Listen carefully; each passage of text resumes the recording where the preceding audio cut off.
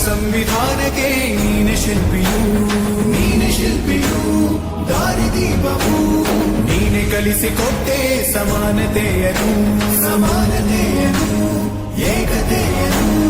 ರಾಷ್ಟ್ರ ಸಂವಿಧಾನಕ್ಕೆ ನೀನೆ ಶಿಲ್ಪಿಯು ನೀನೆ ಕಲಿಸಿಕೊಟ್ಟೆ ಸಮಾನತೆಯನ್ನು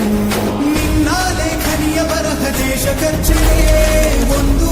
ಮಾತು ಕೂಡ ಭೀಮ ಗರ್ಜನೆ ನಾಯಕ ನೀನು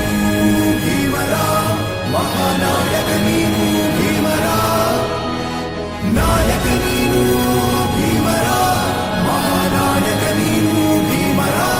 ನೊಂದ ಜನರಿಗೆ ನೀ ದೇವರೋ ಜಗ ಹೇಳಿದೆ ಜೈ ಭೀಮರ